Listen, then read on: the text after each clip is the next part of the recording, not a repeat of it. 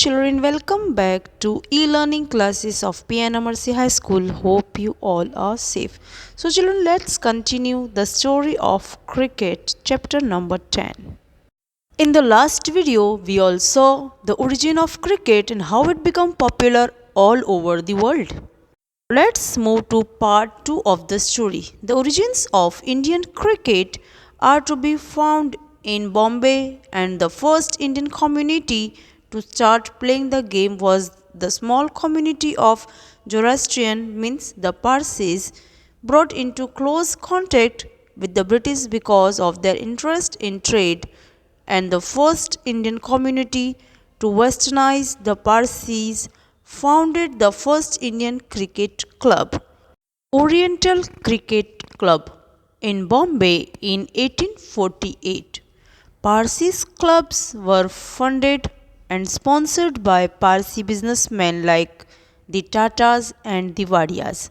The white cricket elite in India offered no help to the enthusiastic Parsis. In fact, there was a quarrel between the Bombay Gymkhana and Whites Only Club and Parsi cricketers over the use of a public park.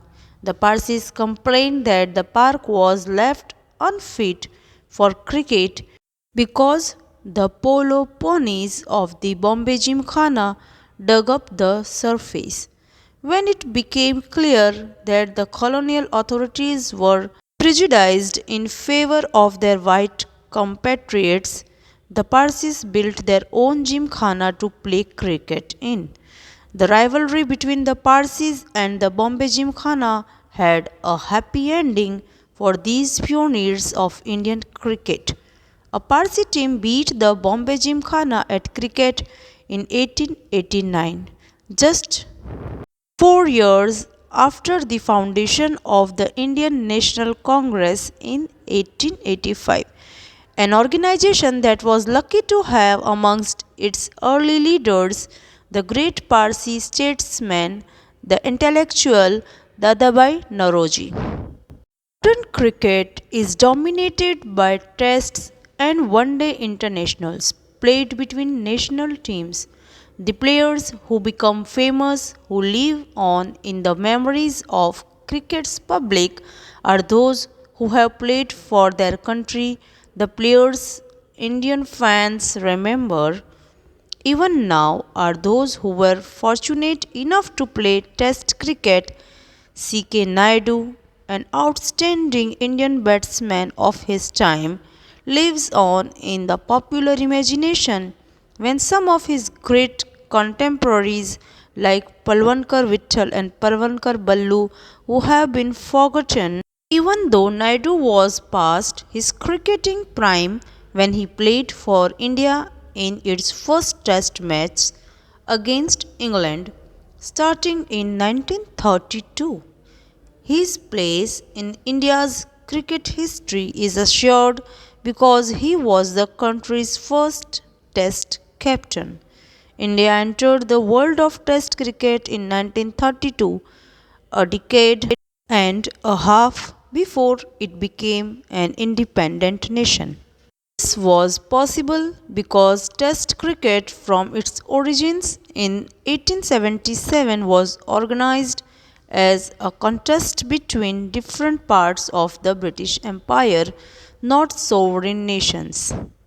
First Test was played between England and Australia when Australia was still a white settler colony. Similarly, the small countries of the Caribbean that together make up the West Indies team were British colonies till well after the Second World War. Continue with the part 3. Television coverage changed cricket. It expanded the audience for the game by beaming cricket into small towns and villages. It also broadened cricket's social base. Children who had never previously had the chance to watch international cricket because they lived outside the big cities could now watch and learn by imitating their heroes. Technology of satellite television and the worldwide reach of multinational television companies created a global market for cricket. Matches in Sydney could now be watched live in Surat since India had the largest viewership for the game amongst the cricket playing nations and the largest market in the cricketing world. The game's center of gravity shifted to the South Asia. This shift was symbolized by the shifting of the ICC headquarters from London to tax free Dubai. 150 years ago, the first Indian cricketers, the Parsis, had to struggle to find open space to play in. Today, the global marketplace has made Indian players the best paid, most famous cricketers in the game, men for whom the world is a stage. This transformation was made up of many smaller changes. Placement of the gentlemanly amateur by the paid professional, the triumph of the one day game as it overshadowed Test cricket in the terms of popularity, and the remarkable changes in global commerce and technology. Let's have a look on the story in detail. This was the story of cricket by Ramchandra Guha. This lesson is about the origin and development of cricket. Cricket originated in England 500 years ago. An oddity of cricket is that the test match is played over 5 days. Yes, it can still end in draw where neither team wins. Another oddity is that the length of the pitch is fixed 22 yards, but the size and shape of the ground are not.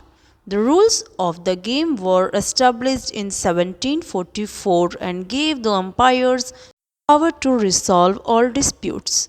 The height of the stumps is fixed at 22 inches and the length of the bails across them is 6 inches. The distance between the stumps is fixed at 22 yards. The ball must weigh between 5 and 6 ounces. Cricket bats are handmade from cork, leather, and twine. The pads, gloves, and helmets are made of synthetic materials. In India, cricket was first played in Bombay by the Parsi community. They struggled to find an open space to play the game, but they preserved. Modern cricket consists of test matches and one-day internationals played between national teams. First test was played between England and Australia. India played its first test in 1932 against England. C.K. Naidu captained the team. The game gained immense popularity after it began being broadcast on television. Since its early days, cricket has come a long way and is the most popular sport in India. Indian cricketers are among the world's most highly paid players. So, children, this was the story of cricket, its origin, and now how is it. Hope you all enjoyed the chapter well and understood each and every word clearly. Children, I'll send you the PDF as soon as it is possible. Till then, stay safe, thank you, and have a nice day.